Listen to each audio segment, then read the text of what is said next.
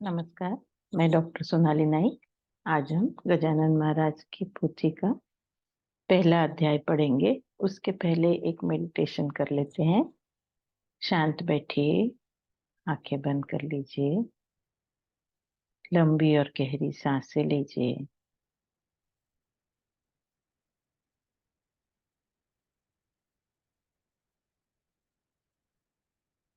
अपना सारा ध्यान आज्ञा चक्र पर केंद्रित करिए।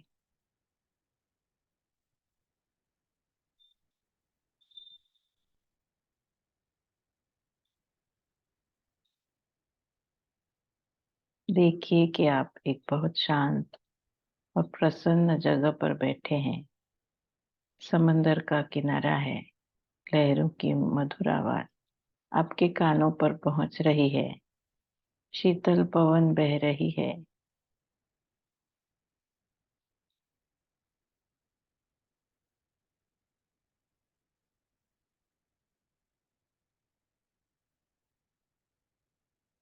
आप प्रभु श्री राम का ध्यान कर रहे हैं।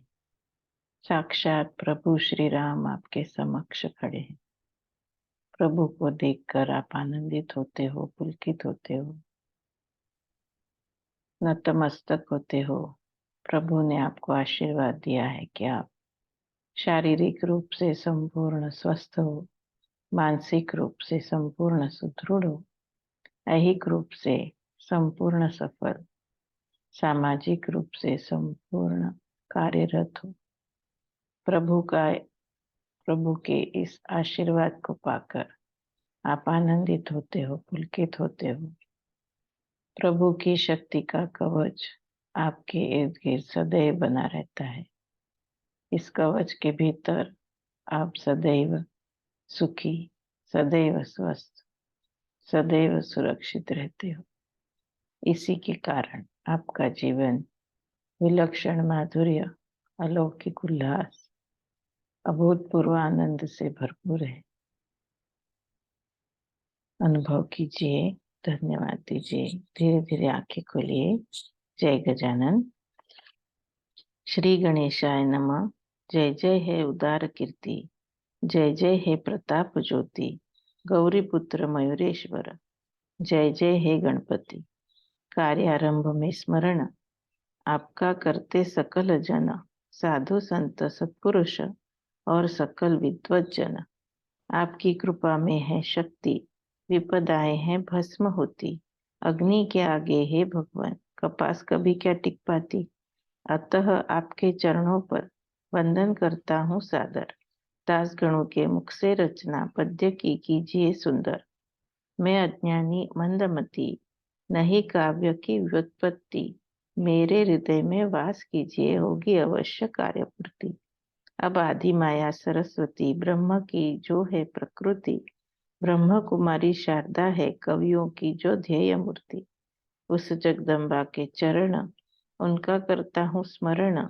मुझ बालक पर गर्व करना, साष्टांग करता हूँ नमन। आपकी कृपा अपरिमित, पंगु भी चढ़ जाए पर्वत। गूंगा भी देने लगे मधुर भाषण अस्खलित। कलंक न पाए लगने आपकी अगाध कीर्ति में। दास गणों की मदद कीजिए पावन ग्रंथ की पूर्ति में। अब हे पुराण पुरुष, हे पांडुरंग, हे पंडरीश, पाहि माम दीन बंधो, हे सच्चिदानंद रमेश। आप सर्व साक्षी जगदाधार, आप ही व्यापक चराचर, आप ही सर्वत्र भगवन, आप ही कर्ता सर्वेश्वर।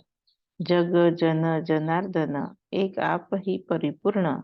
आप माता, आप पिता, आप सगुण और निर्गुण। समझ न पाए ज्ञानी भी, अगाध महिमा आपकी। यह कश्चित फिर दासगणों, मूली है किस खेत की। राम की जब कृपा हुई, वानरों में शक्ति आई।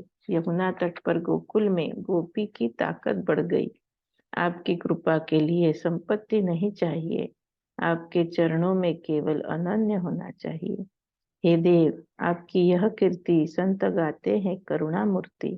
अतः आपके द्वार आया, विन्मुख न हो मेरी भक्ति। संत चरित की करने पूर्ति, सहायता करो रुक्मिणी पति। शिखर तक ग्रंथ ले जाइए, मेरे हृदय में कर बसती। हे भव भवांतक भवानी वर, हे नीलकंठ हे गंगाधर, सर पर वरद हस्त रखिए, ओंकार रूप त्र्यंबकेश्वर। आपकी सहायता होने पर काल से भी है नहीं डर। लोहे को सोना बना देता, पारस केवल स्पर्श ही कर। कृपा आपकी पारस है, लोहा यह गणुदास है। अपने पुत्र को आपने करना नहीं निराश है। असंभव कुछ आपको नहीं, सब है आपके हाथ में ही। ग्रंथ सुगम लिखवाइए, मैं हूँ बालक आपका ही। मेरे कुल की कुल देवता, कोल्हापुर वासिनी जगन माता। मंगल कामना से उनके चरणों पर हूँ रखता माता। हे दुर्गे तुलजा भवानी, हे अपर्णे अम्बे मृडानी। दास गणों के मस्तक पर रखिए आप व्रत पाणी। वंदन अब दत्तात्रेय को, शीघ्र ही वर देना मुझको। श्री गजानन चरित्र गाने देना स्फूर्ति दास गणों को। अब शांडिल्यादि ऋषिश्वर, वशिष्ठ गौतम पाराशर, ज्ञान सविता शंकराचार्य, इनको मेरा प्रणाम सादर। अब संत महंतों को वंदन स्मर कर चरणों को। ग्रंथ लेखन करवाइए पकड़ कर मेरे हाथों को। गहिनी निवृत्ति ज्ञानेश्वर, श्री तुकाराम देहूकर, और रामदास को नमन, तरने भवाब्धि के पार। हे शिरडीकर साई समर्थ, वामन शास्त्री पुण्यवंत, दास गणों को अभय दान देना आप सारे संत। आपकी कृपा से करुणा कर बोलूंगा वचन यहाँ पर। दास गणों बालक आपका, कठोर नहीं होना उस पर। जो सच्चा वात्सल्य रहता वही तो बोलना सिखाता।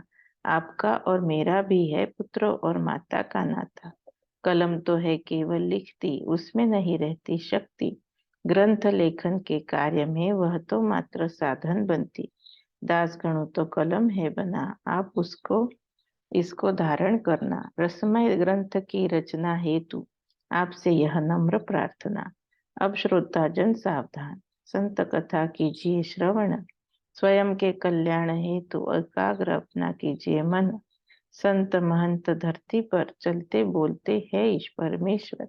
दाता है वे मोक्ष पद के और वैराग्य के सागर।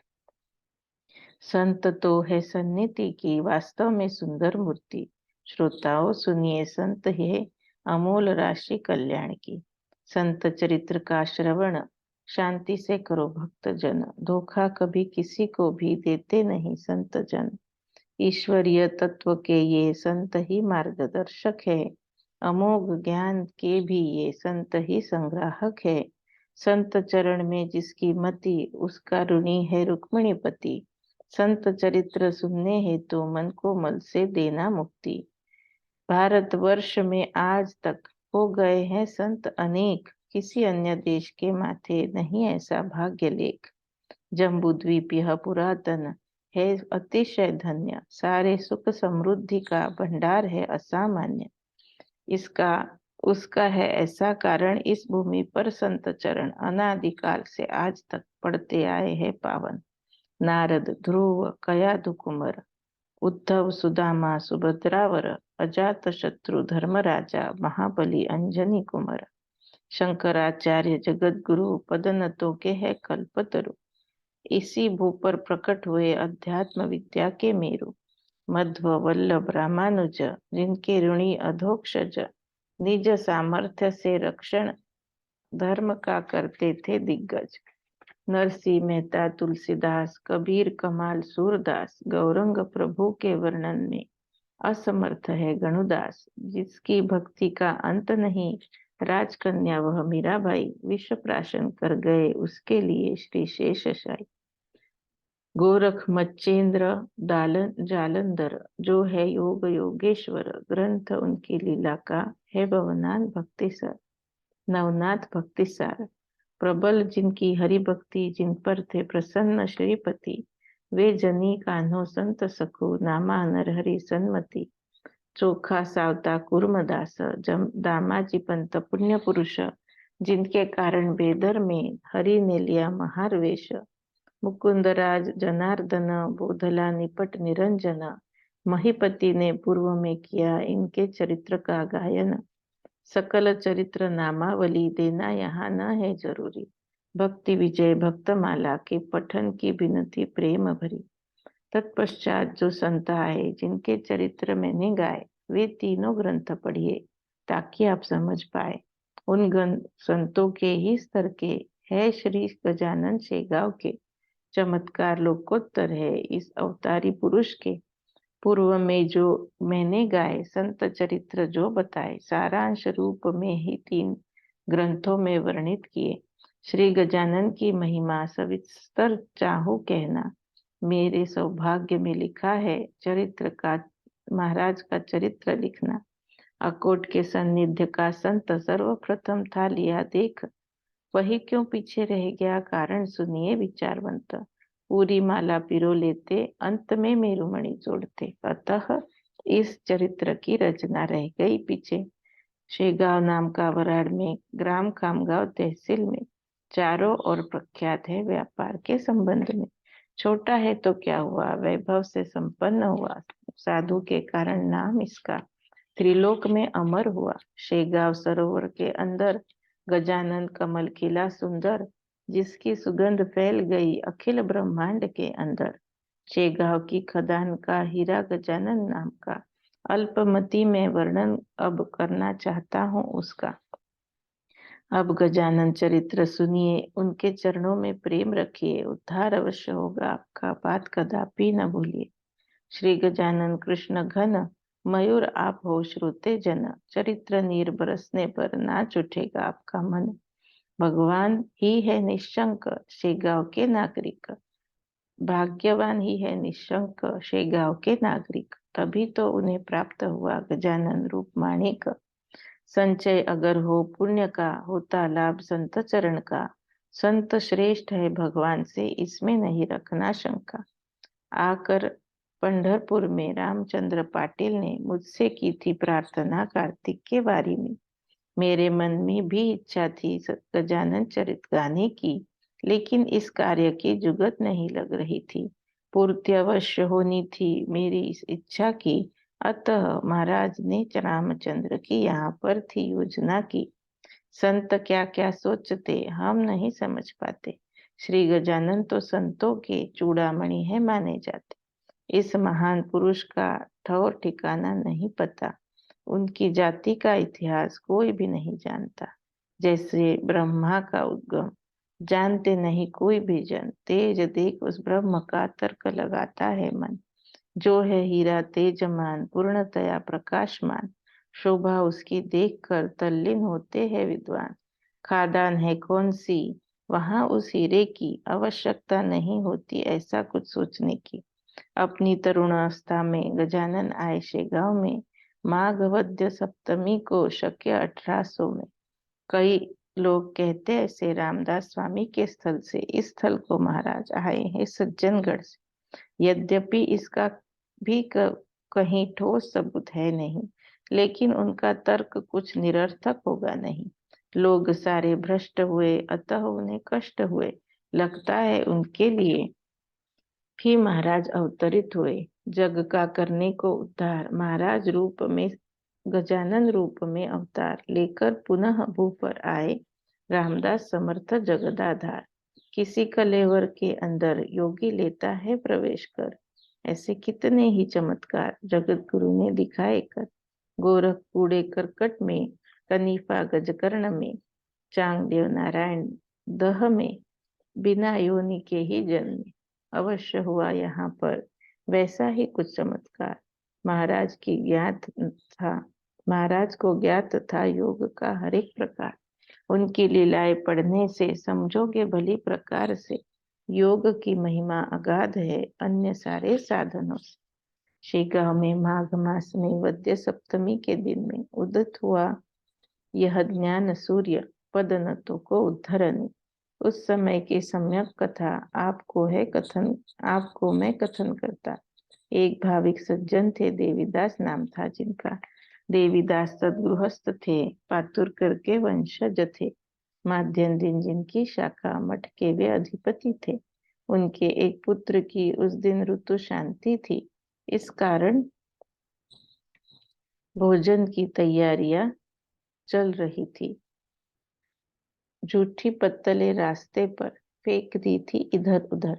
उस देवीदास विप्र के घर के सामने ढेर भर श्री गजानन योगीवर बैठे थे उसी स्थान पर। केवल एक पुरानी बंडी दिख रही थी तन पर। अन्य कोई भी उपाधि पास में न दिखाई दी। पानी पीने हेतु केवल एक तुंबे की व्यवस्था थी।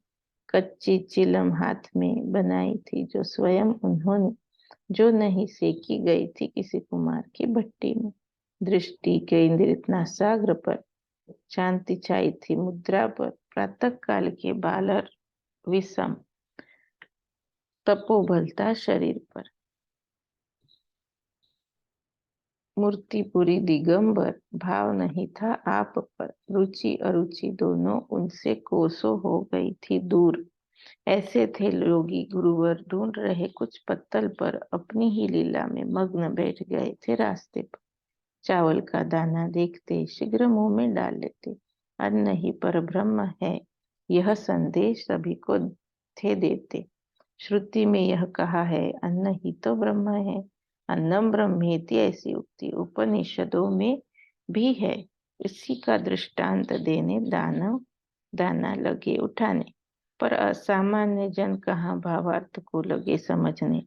पंकजलाल अग्रवाला उसी रास्ते से जाने लगा। अपने एक मित्र के साथ यह प्रकार देखने लगा।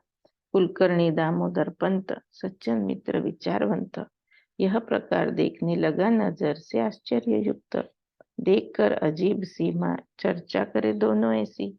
इसकी यह कृति तो दिख रही है पागल जैसी। अगर याचक होता भोजन पात्र मांग लेता। देवीदास भी सज्जन है वह तो इसे सहर्ष देता। द्वार पर जो याचक आए बुद्धिमान उसे नहीं लौटाए। उसकी यह कृति से हमें कुछ भी समझ नहीं आए। बंकट ने पंत से कहा खड़े रहकर हम यहाँ उसकी कृति आजमाएंगे देखेंगे क्या कर रहा। सच्चे साधु का हर काम होता है पागल के समान। ऐसा भागवत के अंदर कह गए हैं व्यास महा। आचरण से भले हो पागल ज्ञान इसका है विमल। ज्ञान का यह प्रत्यक्ष भंडार दिखता है निर्मल। विचारों का आदान प्रदान करने लगे दो विद्वान। पारखी को ही होता है रत्न परखने का ज्ञान। रास्ते में कितने लोग गए पर कोई न देख पाए इन दोनों के सिवाय। कारण इसका सोचिए। कांच और हीरा मिलकर रखे जो एक स्थान पर हीरा ही उठाता पारखी कांच को छोड़कर। बंकटलाल अग्रवाला थोड़ा सा आगे आया। विनय पूर्वक उसने फिर श्री महाराज को प्रश्न किया। समझ में न आए कारण पत्तल से क्यों करते शोधन। भूख लगी हो आपको तो हम ले आते भोजन। बक्कट ने ऐसा प्रश्न किया। महाराज ने न उत्तर दिया बस ऊपर उन दोनों के तरफ दृष्टिक्षेप किया। बाजुए गर्दन दमदार कांति सतेज मनोहर चौड़ा सीना और भौहों में दृष्टि हो गई थी स्थिर। स्वयं में ही लीन हुआ ऐसा योगी देख लिया। मन में ही संतुष्ट होकर मौन रह वंदन किया। फिर देवीदास बुआ को विनती की ले आने को। एक पात्र भर प्रेम से ले आना इनके भोजन को। देवीदास ने वैसा किया। एक थाल परोस लिया पकवानों से भरकर महाराज को अर्पण किया। भोजन को बैठे समर्थ जहाँ रखा हुआ था पात्र। रुचि या रुचि मन में बची नहीं थी लेश मात्र। ब्रह्म रस ही अनुपम पीकर तृप्त हो जिसका मन। मामूली खीर उसको क्या दे सकती आनंद परम। जो सार्वभौम रूपवर उसे मिले जागीर अगर। भूषण नहीं है उसे उसका राज उसका सारे जग पर। पकवानों को एक किया स्वाद पर न ध्यान दिया। दोपहर के समय को जठराग्नि तृप्त किया। यह देखकर पंत से किया भाषण पंकट ने। इसे पागल समझकर बड़ी भूल की है हमने। सुभद्रा को जब देख लिया द्वारका में अर्जुन पागल हुआ निरर्थक कार्य करने लगा व्यवहार सारा भूल गया। ज्ञानी के भाव पागल हुए मुक्ति रूप सुभद्रा के लिए। उसकी कसौटी लेना उचित नहीं हमारे लिए। धन्य अपना शेगाव ग्राम दृष्टि से देखा केवल्य धाम। श्री हरि ने दिया है जिसे निरीक्षा ऐसा पद नाम। सूर्य था माथे पर आया भूमि भाग था तप्त हुआ। पेड़ों पर जाकर पक्षी ने आश्रय लिया। ऐसी भरी धूप में यह बैठा आनंद में, यह साक्षात ब्रह्म है। भय न बचा इसके मन में, इसने पेट भरपेट किया भोजन। तुम्बे में नहीं जल का कण, अतः पेय जल की व्यवस्था चलो करते हम दोनों जन। पूछने लगे दामोदर, तुम्बे में नहीं जरा नीर, मर्जी हो तो जल लेकर दास अभी होगा हाजिर। भाषण उसका सुन लिया। महाराज ने हास्य किया। आपको कथन करता हूँ। उन्होंने जो उत्तर दिया, तुम्हें अगर लगे जरूरी तो लाओ पिलाओ वारी। एक ब्रह्म ने ही देखो व्याप ली है दुनिया सारी। तुम और मैं ऐसा कोई भेद यहाँ रहा नहीं, पर ज्ञानियों ने व्यवहार निभाना तो चाहिए ही। शरीर ने खाया खाना, अतः चाहिए पानी पीना। ज्ञानियों को यह व्यवहार अवश्य ही चाहिए जाना। अतः तुम्हारी बुद्धि को जरूरी लग रहा हो तो व्यवस्था करो पानी की, लाओ पिला दो मुझको। सुनकर उनका भाषण हर्षित हुआ दोनों का मन। पंकट कहे पंत को अपना भाग्य है, धन्य है भाग्य और जीवन। पानी लाने दामोदर गए शीघ्र घर के अंदर। इतने में सुनिए क्या घटित हुआ रास्ते पर। वहां कुएं के बाजू में गंदा पानी था कुंडी में। सारे जानवर वहां पर पहुंच जाते पानी पीने। वही पानी लिया पी, तृप्ति की डकार दी। महाराज ने उतने में आ गए दामोदर भी। महाराज वह गंदा जल डालिए ना मुंह के अंदर। इस जल को तो पी सकते केवल पक्षी और जानवर। लीजिए मैं लाया यह जल, स्वाद में मधुर और शीतल, युक्त है खस की सुगंध से, ऊपर से है अति निर्मल। भाषण यह सुनकर बोले महाराज सत्वर, मुझे विश्वास नहीं तुम्हारे व्यवहारिक तर्क पर। चराचर जो यह जगत है एक ब्रह्म से व्याप्त है। यहाँ समल विमल सुवासिक ऐसा कोई नहीं फर्क है। पानी भी तो वही है, निर्मल मलिन वही है, सुगंध दुर्गंध इन दोनों रूपों में भी वही है। उसको इसको जो भी पीता है इससे अलग न होता है। नर के जन्म में ईश्वरीय कर्म दिखाई देता है। उसको छोड़ सारे जन व्यवहार में लगाते मन। थोड़ा विचार करो कहाँ से जग हुआ है यह उत्पन्न। सुनकर समर्थ के वचन गदगद हुआ उनका मन। अनन्य भाव से पकड़ना चाहते समर्थ के चरण। उनका मंतव्य जानकर महाराज निकले दौड़कर। वायु की गति को अवरोध कौन भला कर सकता है कर। इसके आगे का वृत्तांत दूसरे अध्याय में साध्यंत निवेदित होगा। सुनिए आप श्रोता जन श्रद्धावंत। श्री गजानन विजय ग्रंथ भक्तों को दे सुख अत्यंत। करे दास गणों यह विनती, ईश्वर को जोड़ दोनों हस्त। शुभम भवतु। श्री हरिहरार्पणमस्तु। इति श्री गजानन विजय ग्रंथस्य प्रथमोऽध्याय समाप्त।